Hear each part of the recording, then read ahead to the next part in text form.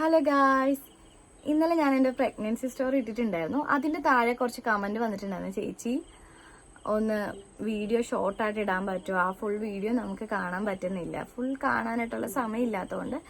അപ്പോൾ നമുക്ക് ഇച്ചിരി ഷോർട്ടായിട്ട് പറയാമോ? അപ്പോൾ നമുക്ക് കാണാനായിട്ട് ഒത്തിരി കൂടി സുഖമാണ്. പുതിയതായിട്ട് കാണുന്ന ആൾക്കാർക്കും ഒത്തിരി ലാഗ് അടിക്കാതെ കാണാൻ പറ്റുമല്ലോ എന്ന് എന്നോട് ഒരു കുട്ടി പറഞ്ഞിട്ടുണ്ടായിരുന്നു. നമ്മുടെ എല്ലാ വീഡിയോയും സപ്പോർട്ട് ചെയ്യുന്ന ഒരു കുട്ടിയാണ്. അതുകൊണ്ട് തന്നെ ഞാൻ അവർക്ക് വേണ്ടി, നമ്മുടെ സബ്സ്ക്രൈബേഴ്സ്, നമ്മൾ ഇഷ്ടപ്പെടുന്ന കുറച്ച് ആൾക്കാരുണ്ടല്ലോ, നമ്മുടെ വീഡിയോ ഡെയിലി കാണുന്ന കുറച്ച് ആൾക്കാരുണ്ട്, അവർക്ക് വേണ്ടിയാണ് ഞാൻ എൻ്റെ ഈ വീഡിയോ റീപോസ്റ്റ് ചെയ്യുന്നത് കേട്ടോ. അപ്പോൾ ഞാൻ എൻ്റെ പ്രഗ്നൻസി സ്റ്റോറിയാണ് പറയാൻ പോകുന്നത്. ഞാൻ കുറച്ച് ലേറ്റ് ആയിട്ടാണ് കേട്ടോ പ്രഗ്നൻ്റ് ആയത്. നമുക്ക് ഇപ്പോഴത്തെ പിള്ളേർക്ക് എല്ലാവർക്കും ഉള്ളൊരു വില്ലനാണ് PCOD അല്ലേ? അതുപോലെ തന്നെ PCOD എന്നുള്ള രോഗം എനിക്കുണ്ടായിരുന്നു. അതൊരു രോഗമല്ല, അതൊരു ജീവിതശൈലി എന്ന് പറഞ്ഞൊരു അസുഖമാണ് സത്യം പറഞ്ഞു കഴിഞ്ഞാൽ. അപ്പോൾ ഞാൻ കല്യാണം കഴിഞ്ഞ് എനിക്ക് PCOD എപ്പോഴാണ്, PCOD എന്താണെന്നൊന്നും അറിയാൻ പാടാത്തൊരു സമയമാണ് കേട്ടോ ആ സമയം. അപ്പോൾ അതിനെപ്പറ്റിയാണ് ഞാൻ പറഞ്ഞു വരുന്നത്. അപ്പോൾ കല്യാണം കഴിഞ്ഞൊരു 4 month ആയപ്പോഴേക്കും ഞാൻ പ്രഗ്നൻ്റ് ആയിട്ടുണ്ടായിരുന്നു. പക്ഷെ എനിക്ക് അറിയാൻ പാടില്ലായിരുന്നു ഞാൻ പ്രഗ്നൻ്റ് ആണെന്നുള്ള കാര്യം. അപ്പോൾ നമ്മൾ കല്യാണം കഴിഞ്ഞ സമയത്ത്, നമ്മൾ പുതുമോടിയിലെ സമയത്ത് എല്ലാ പണികളും ചെയ്യും കേട്ടോ. സത്യം പറഞ്ഞാൽ എല്ലാ സ്ത്രീകളും അങ്ങനെയാണ്, എല്ലാ പണികളും ചെയ്യും. ഞാനും അടിച്ച് തൂക്കും, അലക്കും, പിടിക്കും, എല്ലാം ചെയ്യുമായിരുന്നു. അപ്പോൾ ഒരു ദിവസം ഞാൻ തുണി കഴുകിക്കൊണ്ടിരുന്ന സമയത്ത് അപ്പുറത്തെ വീട്ടിലെ ഡോഗ് ഉണ്ട് കേട്ടോ. അതിനിങ്ങനെ രാവിലെയൊക്കെ പുറത്തൊക്കെ കൊണ്ടു നടക്കും. അപ്പം അങ്ങനെ നമ്മുടെ വീടിൻ്റെ വാതിക്ക് ഒരു വലിയൊരു മൈതാനമുണ്ട്. അപ്പോൾ അവിടെ കൊണ്ടുവരാൻ വേണ്ടി അതിനെ കൊണ്ടുവന്നതാണ്. പക്ഷെ എന്നെ അത് കണ്ടിട്ടില്ല, അതിനെ പരിചയമില്ലല്ലോ. നമ്മൾ ആൾക്കാരെ കണ്ട് ഇണങ്ങിയാലല്ലേ അവർ നമ്മളെ ഉപദ്രവിക്കാതിരിക്കുള്ളൂ. അപ്പോൾ ആ ചേട്ടൻ്റെ കയ്യിൽ നിന്ന് ആ ഒരു എന്താ പറയുക, നമ്മളുടെ ആ ഒരു പട്ടിയെ പിടിക്കുന്ന ഒരു ചങ്ങല വിട്ടുപോകുന്നു. ആ പട്ടി നേരെ എൻ്റെ നേരെ വന്ന്, ഞാൻ ഇപ്പോഴും അത് മറന്നിട്ടില്ല. അപ്പം നമ്മൾ പുറകിൽ തന്നെ, നമ്മൾ തുണി വിരിക്കുന്നതിൻ്റെ പുറകിൽ ഒരു ചെറിയൊരു കനാല് പോലെ ഉണ്ട്, ഒരു കുഞ്ഞിത്തോട്. പക്ഷെ വേനൽ സമയം ആയതുകൊണ്ട് അവിടെ വെള്ളമൊന്നും ഉണ്ടായിരുന്നില്ല, കുറച്ച് ചെളിയൊക്കെ ഉണ്ടായിരുന്നു. അപ്പം ഇത് വന്നെ കണ്ടപ്പോൾ തന്നെ നമ്മൾ പേടിച്ചു. സത്യം പറഞ്ഞാൽ എനിക്ക് ഡോഗിനെ കുറച്ച് പേടിയുള്ള കൂട്ടത്തിലാണ്, ക്യാറ്റിനെ പോലെ അല്ല. അപ്പം അതുകൊണ്ട് തന്നെ അത് കടിച്ചു കഴിഞ്ഞാൽ നാരങ്ങ വെള്ളം കുടിക്കാൻ ജീവിതത്തിൽ പറ്റത്തില്ല, അച്ചാർ കൂട്ടാൻ പറ്റത്തില്ല. പിന്നെ പണ്ട് നമ്മൾ പറഞ്ഞ പോലെ പൊക്കിളിന് ചുറ്റും മൊത്തം ഇഞ്ചക്ഷൻ, ഇതൊക്കെയാണ് ആ പട്ടി ഓടി വന്നപ്പോൾ എൻ്റെ മനസ്സിലേക്ക് ഓടിയത് കേട്ടോ. അതുകൊണ്ട് തന്നെ ഞാൻ പുറകോട്ടെടുത്ത് ചാടിയോണ്ട് ആ പട്ടീനെ കടിച്ചില്ല. ആ ചേട്ടന് പെട്ടെന്ന് ആ ചങ്ങലയെ ചവിട്ടി പിടിക്കാനും പറ്റി, അതിന്റെ ഓണർക്ക്. അപ്പോൾ ഞാൻ ഒച്ചയൊന്നും എടുത്തില്ല, കാരണം അതിനറിയാൻ പാടില്ല അത് വന്നു. അതുകൊണ്ട് തന്നെ നമ്മൾ വീട്ടിലൊന്നും അങ്ങനെ പറഞ്ഞില്ല. അമ്മയൊക്കെ പേടിച്ചു പോയി, കാരണം വെച്ചാൽ വന്ന ഇടക്ക് തന്നെ അല്ലായിരുന്നു. പക്ഷെ ഞാൻ അങ്ങനെ ഒന്നും പറഞ്ഞൊന്നും ഉണ്ടായിരുന്നില്ല. പക്ഷെ എനിക്ക് ആ ഒരു ചാട്ടത്തിനാണെന്ന് തോന്നുന്നു, ഒരു 2 ദിവസം കഴിഞ്ഞ് ഭയങ്കരമായിട്ട് വയറുവേദന ഉണ്ടായിരുന്നു. അപ്പൊ ഞാൻ ഓർത്തത് ആ വീഴ്ചയിൽ എന്തെങ്കിലും സംഭവിച്ചു കാണും എന്നാണ് ഞാൻ ഓർത്തത്, കാരണം നമുക്ക് അത്രയും പോകുന്നില്ലല്ലോ. അപ്പൊ നമ്മൾ ഹോസ്പിറ്റലിൽ കൊണ്ട് കാണിച്ചിട്ടുണ്ടായിരുന്നു. അപ്പൊ ഡോക്ടർ പറഞ്ഞു മരുന്നൊക്കെ കഴിക്കുക, അപ്പോൾ അത് മാറുമെന്നൊക്കെ പറഞ്ഞുകൊണ്ട് നമ്മളൊരു 1 വീക്കോളം മരുന്ന് കഴിച്ചിട്ടും എനിക്ക് ആ വേദന മാറുന്നേ ഇല്ല. ഭയങ്കര കുത്തി വേദന. അതും നമുക്ക് അടിവയറ്റിനാണ് ഭയങ്കര വേദന വരുന്നത്. അപ്പൊ എന്താണ് കാര്യം എന്ന് അറിയാൻ പാടാത്തതുകൊണ്ട് പിന്നീടും ഞങ്ങൾ വേറൊരു ഡോക്ടറെ കൊണ്ട് കാണിച്ചപ്പോൾ ഡോക്ടർ എന്നോട് പറഞ്ഞു, ഒന്ന് സ്കാൻ ചെയ്തിട്ട് വാ, ഇനി ആ വീഴ്ചയിൽ എന്തെങ്കിലും സംഭവിച്ചിട്ടുണ്ടോ എന്ന് നമുക്ക് അറിയില്ലല്ലോ. അതുകൊണ്ട് ഞങ്ങൾ ശങ്കാസിൽ പോയി സ്കാനൊക്കെ ചെയ്ത് കൊണ്ട് റിസൾട്ട് കൊടുത്തപ്പോഴേക്കും ഡോക്ടർ എന്നോട് പറഞ്ഞു, മോള് ഗർഭിണിയായിരുന്നു, പക്ഷെ അത് വലിയ പ്രതീക്ഷ വെക്കണ്ട. അപ്പൊ എനിക്ക് ഒരു ഷോക്കായ സത്യം പറഞ്ഞാൽ അത് പറഞ്ഞു. കാരണം ഞാൻ പ്രഗ്നന്റ് ആണെന്നുള്ളൊരു, എനിക്കൊരു ക്ഷീണമോ ഒരു എന്താ പറയുക, ഒരു അസ്വസ്ഥതയൊക്കെ ഇല്ലേ, അതൊന്നും ഉണ്ടായിരുന്നില്ല. വോമിറ്റിംഗ് ടെൻഡൻസി ഒന്നും ഉണ്ടായിരുന്നില്ല. മോർണിംഗ് സിക്നസ് ഒക്കെ ഇല്ലേ, അതൊന്നും എനിക്കുണ്ടായിരുന്നില്ല. അതുകൊണ്ട് തന്നെ നമ്മൾ പ്രഗ്നന്റ് ആണ്. പിന്നെ അതുപോലെ നമ്മൾ അതിനെപ്പറ്റി പ്ലാൻ ചെയ്യുന്നില്ല. നമ്മളിങ്ങനെ കപ്പിൾസിനോട് സംസാരിക്കുമെങ്കിലും, നമ്മൾ നമ്മുടെ ഹസ്ബൻഡിനോട് സംസാരിക്കുമെങ്കിലും നമ്മൾ അതിനെപ്പറ്റി പ്ലാൻ ഒന്നും ചെയ്യുന്നില്ല. അപ്പം നമ്മൾ അതിനെപ്പറ്റി ചിന്തിക്കുന്നില്ല. എനിക്ക് ആ സമയത്ത് 23 വയസ്സുള്ള, ഒരു 2 കൊല്ലം മുമ്പത്തെ കാര്യം ഞാൻ പറയാം. അപ്പം എനിക്കിതിനെപ്പറ്റി വലിയ ധാരണകളും ഇല്ല. അതുകൊണ്ട് തന്നെ ഞാൻ കേട്ടാൽ പെട്ടെന്ന് ഷോക്കായി. ബ്രദറായിട്ടാണ് ഡോക്ടറെ കാണാൻ വേണ്ടി പോയത്. കാരണം വെച്ചാൽ നമ്മൾ വീടിന്റെ അടുത്ത് തന്നെ ഒരു ഡോക്ടറെ കണ്ട് കുഴപ്പമൊന്നും നമ്മൾ ഇതാണെന്ന് അറിയുന്നില്ലല്ലോ. അതിപ്പോൾ നമ്മൾ വീടിന്റെ അടുത്ത് തന്നെ ഉള്ളൊരു ഗൈനക്കോളജിസ്റ്റിനെ കൊണ്ട് കാണിച്ചത്. കാരണം ആ ഡോക്ടർ പറഞ്ഞു വേറൊരു ഡോക്ടറെ കൊണ്ട് കാണിക്കുമെന്ന് പറഞ്ഞിട്ടുണ്ടായിരുന്നു. അതുകൊണ്ടാണ് നമ്മൾ ഗൈനക്കോളജിസ്റ്റ് കാണുന്നത്. നമ്മൾ ഇതാണെന്ന് അറിയുന്നില്ലല്ലോ. അപ്പോൾ ബ്രദർ പുറത്തിരിപ്പുണ്ട്. അപ്പോൾ ഞാനാണ് കൊണ്ട് കാണിച്ചത്. അപ്പോൾ ഡോക്ടറിനോട് പറഞ്ഞ, മോളെ ഇങ്ങനെ പ്രഗ്നന്റ് ആയിരുന്നു, പക്ഷെ അത് മിസ്കാരേജ് ആയി പോകാനാണ് ചാൻസ്, കാരണം ചെറിയ രീതിയിൽ ബ്ലീഡിങ് കാണിക്കുന്നുണ്ടെന്ന് പറഞ്ഞു. അപ്പോൾ എനിക്ക് സങ്കടമായി. കാരണം നമ്മൾ സത്യം പറഞ്ഞാൽ എനിക്ക് കേട്ടപ്പോൾ ഒരു സങ്കടം പോലെ തോന്നി. അയ്യോ, നമ്മൾ അമ്മയാകാൻ പോവായിരുന്നോ, അങ്ങനെയൊക്കെ ഉള്ളൊരു, വിഷ്ണുനോട് പറയണോ അല്ലയോ അമ്മയോട് പറയണോ, അങ്ങനെയൊക്കെ ഉള്ളൊരു രീതിയായിരുന്നു. അങ്ങനെ ഞാൻ വിഷ്ണുനോട് വിളിച്ച് കാര്യം പറഞ്ഞിട്ടുണ്ടായിരുന്നു. വിഷ്ണുവിന് ഒരു സംസാരത്തിലൊക്കെ ഒരു സങ്കടം പോലെ, അയ്യോ അങ്ങനെ ആയിരുന്നോ എന്നുള്ള ഒരു രീതിയിൽ സങ്കടമൊക്കെ ഉണ്ടാകും. ഇവിടുത്തെ അമ്മക്കൊക്കെ കുറച്ച് സങ്കടമൊക്കെ ഉണ്ടായിരുന്നു കേട്ടോ വിളിച്ച് പറഞ്ഞപ്പോഴേക്കും. അപ്പം ഞാൻ ബ്രദറാണെന്ന് അറിയില്ല. അപ്പോൾ ഡോക്ടർ ബ്രദറിനെ വിളിച്ചിട്ട് പറഞ്ഞു ആള് പ്രഗ്നന്റ് ആയിരുന്നു, പക്ഷെ മിസ്കാരേജ് ആയി പോകാൻ ചാൻസ് ഉണ്ട്. അപ്പം എൻ്റെ ഒരു കസിൻ ബ്രദറാണ് കേട്ടോ കൂടെ വന്നത്. അപ്പോൾ ബ്രദർ പറഞ്ഞു ആണോ എന്നൊക്കെ ഇങ്ങനെ ഡോക്ടറോട് ചോദിച്ചിട്ടുണ്ടായിരുന്നു. അപ്പോൾ മരുന്നൊക്കെ എഴുതി തന്ന് ഒരാഴ്ച ഈ മരുന്ന് കഴിക്കുക, എന്നിട്ട് നമുക്ക് സ്കാൻ ചെയ്ത് നോക്കാമെന്ന് പറഞ്ഞാൽ ഡോക്ടർ പറഞ്ഞു വിട്ടോ കേട്ടോ. അപ്പോൾ ബ്രദർ എന്നോട് ചോദിച്ചു, ഇടി നിനക്ക് ഇത് അറിയില്ലായിരുന്നു, പ്രഗ്നന്റ് ആണെന്നുള്ള കാര്യം അറിയില്ലായിരുന്നു. അപ്പോൾ സത്യം പറഞ്ഞാൽ നമുക്ക് അറിയില്ലല്ലോ, നമ്മൾ അതിൻ്റെ ഒരു ടെൻഡൻസി, ഞാൻ ഡോക്ടറോട് പറയുന്നുണ്ട്, ഡോക്ടർ എനിക്കൊരു ടെൻഡൻസി ഒന്നും ഉണ്ടായിരുന്നില്ല, എനിക്കിതിനെപ്പറ്റി ഒന്നും അറിയാൻ പാടില്ലായിരുന്നു, അതുകൊണ്ടാണ് പറ്റിപ്പോയത് എന്നൊക്കെ ഇങ്ങനെ പറഞ്ഞു. അതുകൊണ്ട് തന്നെ പട്ടി വരണം കണ്ടപ്പോഴേക്കും നമ്മൾ പുറകോട്ട് എടുത്ത് ചാടാണ് ചെയ്തതെന്നൊക്കെ പറഞ്ഞിട്ടുണ്ടായിരുന്നു.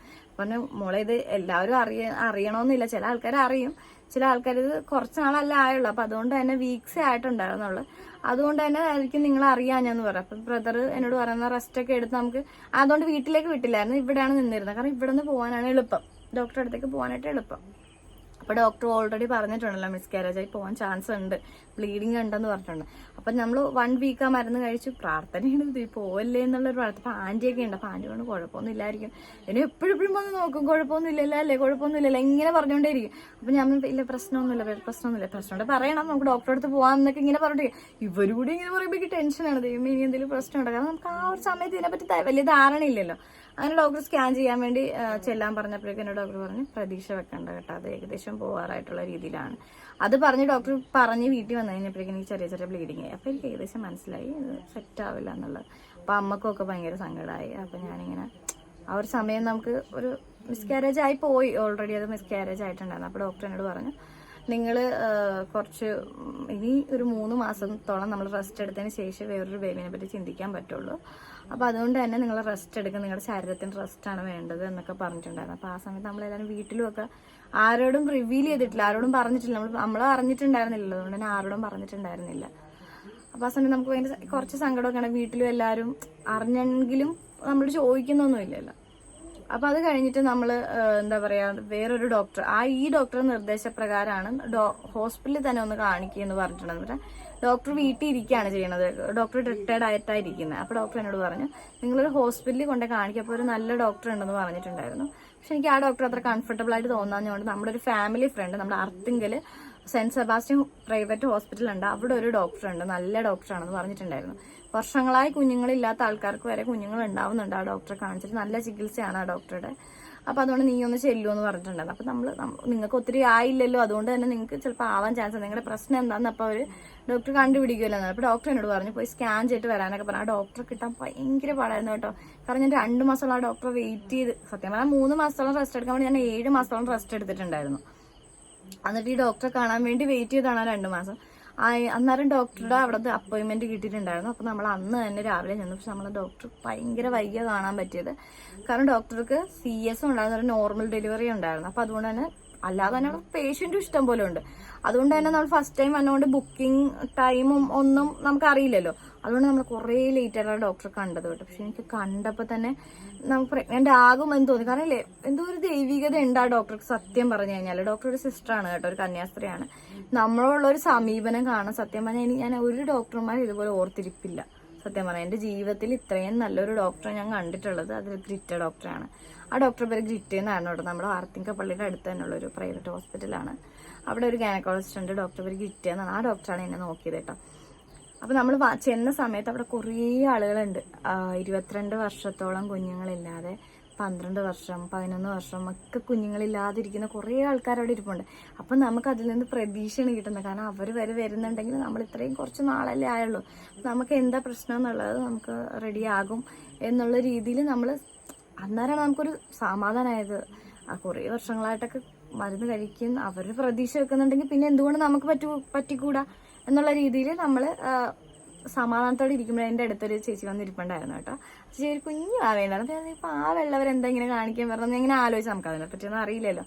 അപ്പൊ ആ ചേച്ചി എന്നോട് പറഞ്ഞു മോക്ക് എത്ര മാസമായി, എത്ര പ്രഗ്നന്റ് ആയിട്ടുള്ള ആൾക്കാരും കാണിക്കാൻ പറ്റും, നോർമലായിട്ട് പ്രഗ്നന്റ് ആണ് ആൾക്കാരും ആ ഡോക്ടറെ കാണിക്കുന്നുണ്ട്, കാരണം ആ ഡോക്ടർ നല്ല ആയതുകൊണ്ട് ആ ഡോക്ടറെ കാണിക്കുന്നത്. അപ്പൊ എന്നോട് ചോദിച്ചപ്പോൾ ഞാൻ പറഞ്ഞില്ല എനിക്ക് ആയിട്ടുണ്ടായിരുന്നില്ല, പ്രഗ്നന്റ് ആകാത്തതുകൊണ്ട് എന്താണെന്ന് അറിയാൻ പാടില്ല. അപ്പൊ ഒരു വട്ടം എബോഷനായി പോയതുകൊണ്ട് രണ്ടാമത്തെ ഒരു ഡോക്ടറെ കാണിച്ചതിന് ശേഷം നോക്കാന്ന് കരുതിയിട്ടാണ്, അല്ലെങ്കിൽ ഇത് മിസ്കാരേജ് ആയി പോയാൽ നമുക്കത് ബുദ്ധിമുട്ടായതുകൊണ്ടാണെന്നൊക്കെ ഞാൻ അച്ഛനോട് പറഞ്ഞു കേട്ടോ. അപ്പൊ അത് ചേച്ചിയോട് പറഞ്ഞു ഒരു കാരണവശാലും പേടിക്കേണ്ട, നല്ല ഡോക്ടറാണ്, എനിക്ക് 22 വർഷമായിട്ട് കുഞ്ഞുങ്ങളില്ലാണ്ട് ഇപ്പോഴാണ് എന്നോ ഭംഗിയാണ് കുഞ്ഞിനെ കാണാനെന്നറിയാം. സത്യം പറഞ്ഞാൽ അങ്ങനെ പറയാൻ പാടില്ല, അച്ഛനെ പോലെ തന്നെ ഇരിപ്പുണ്ട്, ഒരു റൗണ്ട് മുഖമൊക്കെ ആയിട്ട് നല്ല രസമുണ്ട്. പെൺകുട്ടിയാണ് കേട്ടോ, ഭയങ്കര ക്യൂട്ടാണ്. സത്യം പറഞ്ഞാൽ എനിക്ക് പെൺപിള്ളേരെ കുറച്ച് ഇഷ്ടം കൂടുതലാണ് കേട്ടോ. അപ്പോൾ അച്ഛൻ പറഞ്ഞു ഒരു കാരണവശാലും പേടിക്കണ്ട, കുഞ്ഞിനൊക്കെ ഇത്രയല്ലേ ആയുള്ളൂ. സത്യം പറഞ്ഞാൽ ഞാൻ 22 വർഷമായിട്ട് ഈ മരുന്ന് കഴിച്ചിട്ട് മാത്രം, മരുന്ന് കഴിച്ച് ഡോക്ടർ പറയുന്ന രീതിയിലല്ല, ഞാനും ഹസ്ബൻഡും കൂടി പോകാത്ത അമ്പലങ്ങളില്ല, പോകാത്ത ഹോസ്പിറ്റലുകളില്ല. എന്നിട്ട് ഞങ്ങൾക്ക് ഇതായിട്ടുണ്ടെങ്കിൽ മോൾ ഒരു കാരണവശാലും പേടിക്കേണ്ട, ദൈവത്തെയും ഡോക്ടറെയും നല്ല രീതിയിൽ നമ്മുടെ മരുന്നിനെയും വിശ്വസിക്കുക, അത് മാത്രം ചെയ്തുകൊണ്ട് മാത്രം ചെയ്യില്ല. അല്ല അവര് പറഞ്ഞത് ഇവര് പറഞ്ഞാൽ കേൾക്കരുത്, നിനക്ക് നിന്റെ മരുന്നിലും ഡോക്ടറിലും വിശ്വാസം വേണമെന്നൊക്കെ എന്നോട് ആ ചേച്ചി പറയുന്നുണ്ട്. അപ്പൊ ഈ സമാനം ചേച്ചിക്ക് 22 വർഷമായിട്ട് കുഞ്ഞുങ്ങൾ ഉണ്ടാവില്ല, അവരുടെ ഒരു സന്തോഷം സത്യം ആ മുഖത്തുണ്ട്. കുഞ്ഞിനെ കാണിക്കാൻ വേണ്ടി ആ ഡോക്ടറുടെ അടുത്ത് കാണിക്കാൻ വേണ്ടി വെയിറ്റ് ചെയ്യുന്ന പാരന്റ്സ് ആണ്. ചേച്ചി കുറെ പ്രാവശ്യം മിസ്കാരേജ് ആയി പോയിട്ടുണ്ട്, ഗർഭപാത്രത്തിന്റെ കട്ടിക്കുറവ് എന്തോ ഉണ്ടായിരുന്നു ആ ചേച്ചിക്ക്. അപ്പൊ അതുകൊണ്ട് തന്നെ അങ്ങനെ കുറെ പേര് പ്രഗ്നന്റ് ആകാത്ത, ഞാൻ അവിടെ ചെന്നപ്പോൾ എനിക്ക് കൂടുതൽ മനസ്സിലാകാൻ ടീനേജ് ആയിട്ടുള്ള ആൾക്കാർ അവിടെ കൂടുതലും. പക്ഷെ ഇപ്പോഴത്തെ കപ്പിൾസ് കല്യാണം കഴിഞ്ഞിട്ട് കുഞ്ഞുങ്ങളാവാത്ത ആൾക്കാരെ കൂടുതലും, ഒന്നെങ്കിൽ ഹസ്ബൻഡിനോ അല്ലെങ്കിൽ വൈഫിന് പ്രശ്നം. ഇപ്പോഴത്തെ കുട്ടികൾക്ക് കൂടുതലും പ്രശ്നങ്ങൾ. ഞാൻ ചെന്ന സമയത്ത് 9ാം ക്ലാസ്സിൽ പഠിക്കുന്ന കൊച്ചു വരെ ഉണ്ടായിരുന്നു. കാരണം PCOD എന്ന് പറയുന്ന ഒരു പ്രശ്നം വളരെ പ്രശ്നം. അത് നമ്മുടെ ജീവിത ശൈലിയിൽ നിന്ന് വരുന്ന ഒരു രോഗമാണ്. സത്യം പറഞ്ഞാൽ നമ്മുടെ ഫുഡിൽ നിന്ന് വരുന്നതാണ്, കൊഴുപ്പടിയണ ഒരു രോഗമാണ് ഈ PCOD എന്ന് പറയുന്നത്. നമ്മുടെ ഓവറീസിൽ കുരുക്കൾ വരുന്നതാണ് ഈ. അന്നേരം നമുക്ക് പ്രഗ്നന്റ് ആവാൻ കുറച്ച് ബുദ്ധിമുട്ടാണ്. അതുകൊണ്ടാണ് ഈ PCOD വരുമ്പോഴേക്കും നമ്മൾ അതിനുള്ള മെഡിസിൻ എടുക്കണം എന്ന് പറയുന്നത്. കല്യാണത്തിന് മുമ്പ് നമ്മളിത് അറിയാന്നുണ്ടെങ്കിൽ നമുക്ക് മരുന്നൊക്കെ കഴിച്ച് അത് മാറ്റാം. പൂർണ്ണമായും മാറത്തില്ല എങ്കിലും അത് മാറ്റാൻ പറ്റും. നമുക്ക് പ്രഗ്നന്റ് ആവാനായിട്ട് പോസിബിൾ ആയിട്ടുള്ളൊരു കാര്യമാണ്. പക്ഷെ നമ്മൾ കുറേ നാൾ കഴിഞ്ഞിട്ടാണ് ഇത് അറിയുന്നുണ്ടെങ്കിൽ നമ്മൾ അതിന് വേണ്ടി മെഡിസിൻ എടുത്ത്, നമ്മൾ ഡയറ്റ് എടുത്ത്, നമ്മൾ വർക്കൗട്ട് ചെയ്ത്, നമ്മുടെ ആ കൊഴുപ്പൊക്കെ കുറച്ച് നമ്മൾ ഫുഡൊക്കെ ക്രമീകരിച്ച് എല്ലാം ചെയ്യേണ്ടി വരും. അപ്പൊ ഇപ്പോഴത്തെ പിള്ളേരോട് കൂടിയാണ് ഞാൻ പറയുന്നത്. അങ്ങനെ എന്തെങ്കിലും കുഴപ്പം, നമ്മൾ ഡേറ്റ് ഒക്കെ ഇൻകറക്റ്റ് ആയിട്ടൊക്കെ വരുന്നുണ്ടെങ്കിൽ നിങ്ങളൊരു നല്ലൊരു ഗൈനക്കോളജിസ്റ്റിനെ പോയി കാണുക. എന്തെങ്കിലും പ്രശ്നം ഉണ്ടെന്നുണ്ടെങ്കിൽ നേരത്തെ തന്നെ മരുന്നൊക്കെ കഴിക്കുക. നിങ്ങളുടെ ഭാവിയെ പറ്റി നിങ്ങൾ ചിന്തിക്കുക എന്നുള്ളതാണ് എനിക്ക് പറയാനുള്ളത് കേട്ടോ. അപ്പൊ അങ്ങനെ ഞാൻ അവിടെ ഇരുന്നു. ഡോക്ടർ ഒരു 5 മണിയൊക്കെ ആയപ്പോൾ ഞങ്ങൾ കണ്ട കേട്ടോ. രാവിലെ 11 മണിക്ക് പോയതാണ്. ഡോക്ടർ കണ്ടപ്പോൾ തന്നെ നമുക്ക് ഭയങ്കര സന്തോഷമായപ്പോൾ ഡോക്ടർ എന്നോട് പറഞ്ഞു ഒന്നുകൊണ്ടും പേടിക്കേണ്ട, സമാധാനത്തോടെ പോകും. അപ്പം നമുക്ക് എന്താണെന്നുള്ളത് അടുത്ത സ്കാനിങ്ങിൽ നോക്കാമെന്ന് ഇത്ര മാത്രമേ ഡോക്ടർ പറഞ്ഞിട്ടുണ്ടായിരുന്നുള്ളൂ. എന്നെയും ദൈവത്തിലും വിശ്വസിക്കാൻ പറഞ്ഞു. അങ്ങനെ ഞങ്ങൾ പോയി പിറ്റേ വീക്ക്. അപ്പം നമ്മൾ പള്ളിയിലൊക്കെ കയറിയിട്ടാണ് പോയത് കേട്ടോ. അപ്പോൾ പിറ്റേ വീക്ക് നമ്മൾ പിന്നെയും ചെല്ലാൻ പറഞ്ഞിട്ടുണ്ടായിരുന്നു. ആ വീക്ക് കുറച്ച് ടെസ്റ്റൊക്കെ എഴുതി തന്നു, അതൊക്കെ ചെയ്ത് പിന്നെ സ്കാൻ ചെയ്യാന്ന് പറഞ്ഞു. അവിടെ തന്നെ സ്കാനിങ് ഉണ്ട്, അപ്പോൾ ചെയ്യാന്ന് അത് ഡോക്ടർ തന്നെ ചെയ്തത് കേട്ടോ. അപ്പോൾ ആ ഒരു സ്കാൻ ചെയ്തപ്പോഴേക്കും ഡോക്ടറിനോട് പറഞ്ഞു PCOD ഒരു പ്രശ്നമുണ്ട്. അതുകൊണ്ട് കൊഴുപ്പടിയണ പ്രശ്നം കാരണം നിങ്ങൾക്ക് ആദ്യത്തത് മിസ്കാരേജ് പോയത് വീണത് കൊണ്ട് മാത്രമല്ല, അല്ലാതെ തന്നെ അത് മിസ്കാരേജ് പോയേനെ. കാരണം അത് കണ്ടിന്യൂ ആയി പോകത്തില്ലായിരുന്നു. കാരണം നിങ്ങൾക്ക് PCOD ഒരു ഓവറീസിൽ ഇച്ചിരി കൂടുതലുണ്ട്. അപ്പം അതുകൊണ്ട് തന്നെ നിങ്ങൾ നിങ്ങളുടെ ഡയറ്റ്, അതുപോലെ തന്നെ നിങ്ങളുടെ വർക്കൗട്ടിങ്, വെയിറ്റ് ലോസ് ഇതെല്ലാം ചെയ്യേണ്ടതാണ് എന്നിങ്ങനെ പറഞ്ഞിട്ടുണ്ടായിരുന്നു. അപ്പോൾ ആ സമയത്ത് തന്നെ ഞാൻ ഈ PCOD പറ്റിയുള്ള സെർച്ചൊക്കെ ചെയ്തപ്പോൾ ശരിയാണ്, മുടി കൊഴിച്ചില്, കഴുത്തിന്റെ കറുപ്പ് പാട്, രോമ വളർച്ച മാത്രം എനിക്കില്ല കേട്ടോ. ഇതെല്ലാം ശരിയാണ്. ആ സമയത്ത് എനിക്ക് നന്നായിട്ട് ഹെയർ ലോസ് ചെയ്യുന്നുണ്ടായിരുന്നു. ഇത് കണ്ടോ, കഴുത്തൊരു പാട് വരുന്നുണ്ടോ.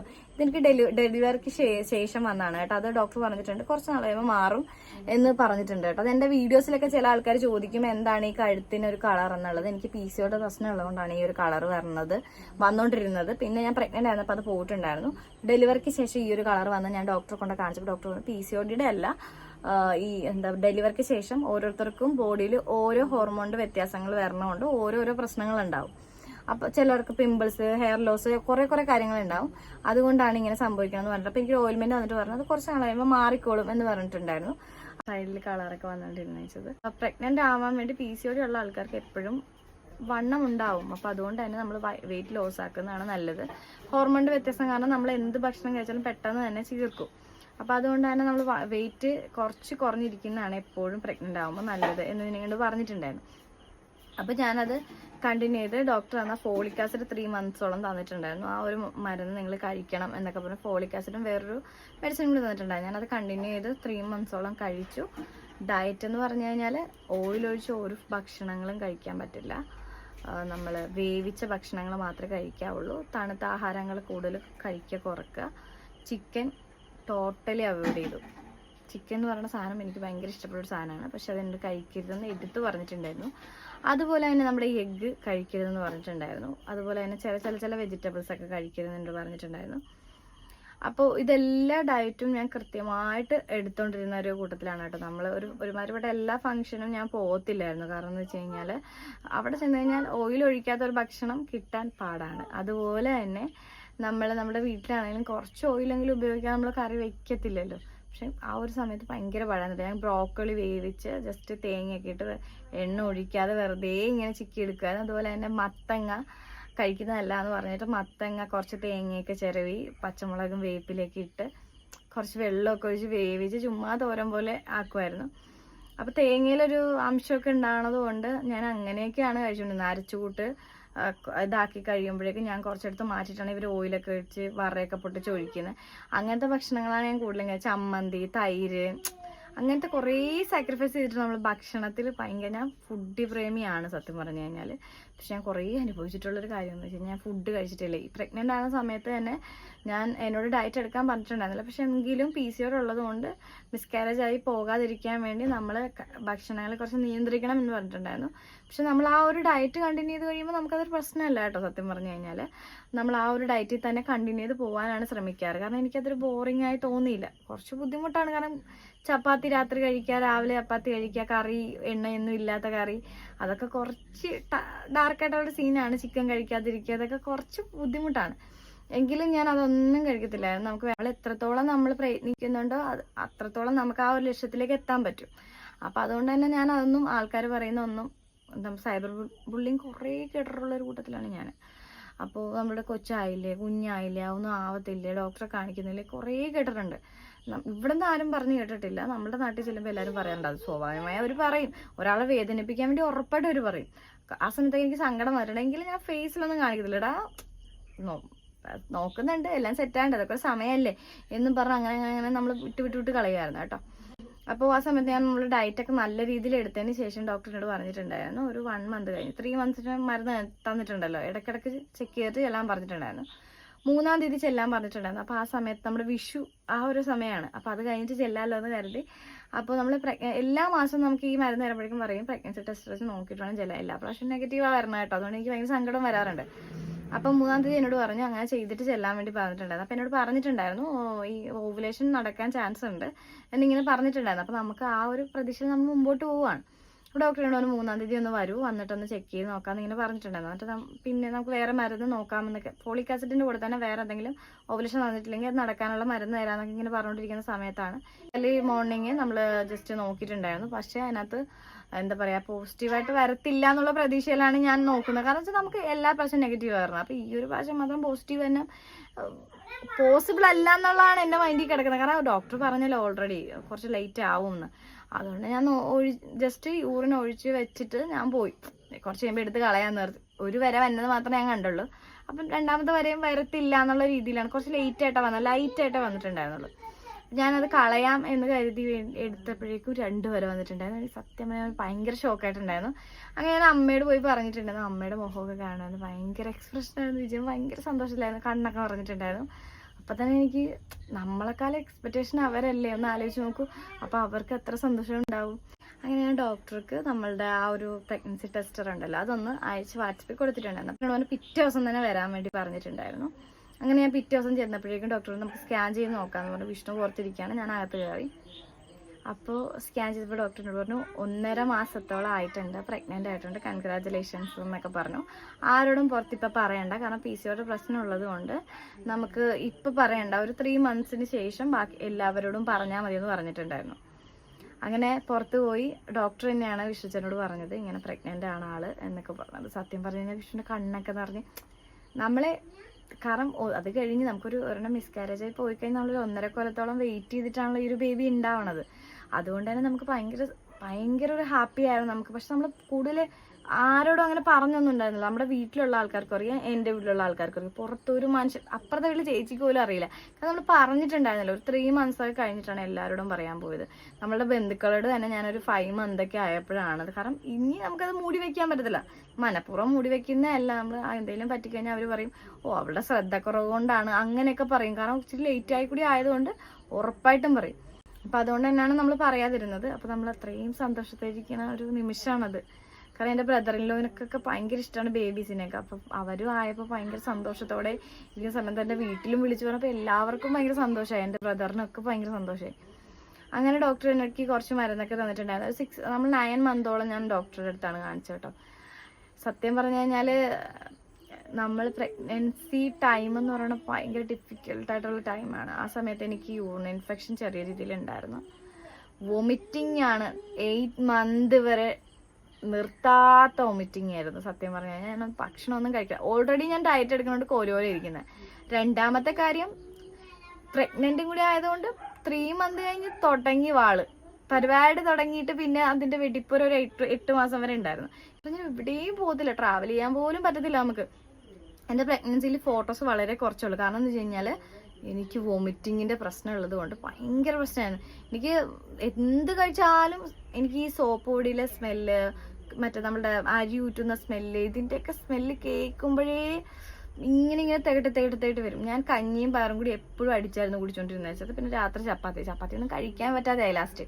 പിന്നെ എന്നെ ട്രിപ്പ് ഇട്ടാൻ വേണ്ടി കൊണ്ടുപോയി. കാരണം നമുക്ക് ഒന്നും കഴിക്കാൻ പറ്റാത്ത സിറ്റുവേഷൻ എല്ലാ പ്രഗ്നൻസിയുള്ള ലേഡീസും അനുഭവിക്കുന്ന ഒരു നിമിഷമാണ്. അപ്പൊ ആ അമ്മമാരെ എന്തോരം ബുദ്ധിമുട്ടായിരിക്കും നമ്മളെയൊക്കെ പ്രസവിച്ചതെന്ന് ആലോചിച്ച് നോക്കിയേ. പിന്നെ നമ്മൾ ഇത്രയും വെയിറ്റ് ചെയ്ത് കിട്ടുന്ന ഒരു ബേബിയും കൂടി, നമ്മളൊന്നും പറയത്തില്ല. ഞാൻ എന്തോരം ദിവസങ്ങളാണ് നിലവിളിക്കുന്നതെന്ന് അറിയാം. കാരണം വിശക്കുന്നുണ്ട്, പക്ഷെ കഴിക്കുന്ന എല്ലാം ഇങ്ങനെ പോവല്ലേ. അതുകൊണ്ട് പിന്നെ ഞാൻ ഡോക്ടറോട് പറഞ്ഞപ്പോൾ ഡോക്ടർ എനിക്കൊരു യെല്ലോ കളറിലൊരു ഗുളിക തന്നിട്ടുണ്ടായിരുന്നു. അതിന് എന്താണ് പേര് പറയണമെന്ന് ഞാൻ മറന്നുപോയിട്ടോ. ആ സമയത്ത് എനിക്കറിയായിരുന്നു വോമിറ്റ് ചെയ്യാതിരിക്കാനുള്ള. അത് രാവിലെ വെറും വയറ്റിൽ കഴിച്ചാൽ മതി എന്ന് പറഞ്ഞിട്ട്, അത്യാവശ്യം പിടിച്ച് നിൽക്കാൻ പറ്റുമെങ്കിൽ പിടിച്ച് നിൽക്കുക, അല്ലാന്നുണ്ടെങ്കിൽ മാത്രം കഴിച്ചാൽ മതി എന്ന് എന്നോട് പറഞ്ഞിട്ടുണ്ടായിരുന്നു. പക്ഷെ അത് കഴിക്കുന്നതുകൊണ്ട് കുഴപ്പമില്ല എന്ന് നിങ്ങൾ പറഞ്ഞു. പക്ഷെ എനിക്ക് അങ്ങനെ ഞാൻ പിടിച്ച് ഒരു ദിവസം കഴിക്കാതിരുന്ന് നോക്കിയിട്ട് അന്ന് ഫുൾ ഛർദിലായിരുന്നു. അപ്പൊ എനിക്ക് മനസ്സിലായി എന്നെ കൊണ്ട് ഇത് പറ്റത്തില്ല, മരുന്ന് കഴിച്ചേ പറ്റത്തുള്ളൂ എന്ന് എനിക്ക് മനസ്സിലായിട്ടുണ്ടായിരുന്നു. ആ സമയത്ത് എനിക്ക് കുളിക്കാൻ ഭയങ്കര മടിയുള്ളൊരു കൂട്ടത്തില്ല. ഓരോരുത്തർക്കും ഓരോ ഇതല്ലേ. മൂഡ് ചേഞ്ച് ഒന്നും എനിക്കില്ലായിരുന്നു. കുളിക്കാൻ ഭയങ്കര മടിയായിരുന്നു. കുളിക്കത്തേയില്ല, മേല് മാത്രമേ തല കുളിക്കണതേ അരിച്ച് എപ്പോഴും കിടപ്പാം. കാരണം എനിക്ക് ഛർദിക്ക് ഇങ്ങനെ വന്നോണ്ടേ ഇരിക്കുകയാണല്ലോ. നമ്മൾ ബോഡി ഇങ്ങനെ വീക്ക് ആയിക്കൊണ്ടിരിക്കുക. ഓൾറെഡി നമ്മൾ ഡയറ്റ് എടുത്തുകൊണ്ട് വണ്ണം കുറഞ്ഞിരിക്കുന്നതുകൊണ്ട് ഒന്നുകൂടി ക്ഷീണിച്ചു. കാരണം എന്റെ നേരത്തെ സത്യം പറഞ്ഞാൽ ഞാൻ എല്ല് പോലെ ഇരിക്കുന്നത്. എനിക്കൊരു 7 മന്തൊക്കെ ആയിക്കഴിഞ്ഞപ്പോഴാണ് വയറുണ്ടെന്ന് പോലും അറിയുന്നത്. കാരണം അതുപോലെ ക്ഷീണിച്ച ഞാൻ ഇരുന്നേച്ചത്. അപ്പോൾ ഡോക്ടറെ കാണിച്ചിട്ടുണ്ടിരുന്ന സമയത്ത് എനിക്ക് ഡോക്ടറാണല്ലോ നമ്മൾ ദൈവത്തെ പോലെ കാണാൻ. പെട്ടെന്ന് തന്നെ നമ്മൾ ചിന്തിക്കുമ്പോൾ നമ്മൾ ആ ഡോക്ടറെ കണ്ടിട്ടല്ലേ പ്രഗ്നന്റ് ആയത്. അതുകൊണ്ട് തന്നെ നമ്മൾ അവരെ ദൈവത്തെ പോലെയാണല്ലോ കാണുന്നത്.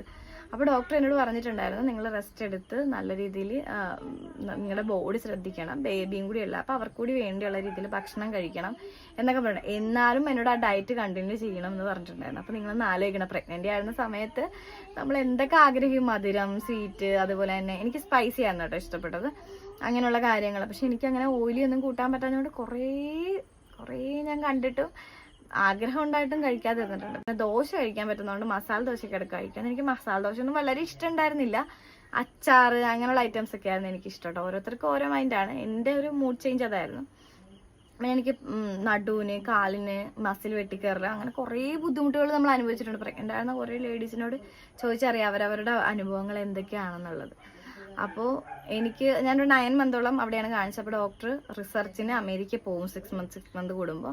ഡോക്ടർ പോകുമെന്ന് പറഞ്ഞുകൊണ്ട് ഞാൻ ഗവൺമെന്റിലെ ആശുപത്രിയിലേക്ക് ഒരു 9 മന്തൊക്കെ ആയപ്പോൾ മെഡിക്കൽ കോളേജിലേക്ക് എഴുതി മേടിച്ചിട്ടുണ്ടായിരുന്നു. അതെനിക്ക് ഞാൻ അവിടെ നിന്ന് മാറിക്കഴിഞ്ഞാൽ അറിയണം ഡോക്ടർ പോകുന്നില്ല, ഒരു 2-3 മാസം കൂടി കഴിഞ്ഞേ പോകുള്ളൂ. ഡോക്ടർക്ക് എന്തോ ഫിസിക്കലി പ്രശ്നങ്ങൾ പറ്റിയതുകൊണ്ട് ഡോക്ടർക്ക് പോകാൻ പറ്റിയില്ല എന്ന് പറഞ്ഞു. അപ്പൊ എനിക്ക് ഭയങ്കര സങ്കടമായി. ഞാൻ മാറി പിന്നെ തിരിച്ചു പോയി എങ്ങനെയാണ് നമ്മൾ അവിടെ അഡ്മിറ്റ് ആവുന്നതെന്നൊക്കെ ഓർത്തിട്ടാണ് പിന്നെ ഞാനത് വേണ്ടെന്ന് വെച്ചു. പക്ഷെ അത് ഞാൻ നന്നായിട്ട് അനുഭവിച്ചു. ഗവൺമെന്റ് ആയതുകൊണ്ട് പറയല്ല കേട്ടോ, ഭയങ്കര ബുദ്ധിമുട്ടുകളായിരുന്നു എനിക്ക് ആ സമയത്ത് ഉണ്ടായിരുന്നത്. അപ്പൊ ഇത്രേ ഉള്ളൂ ഗൈസ്, ബൈ.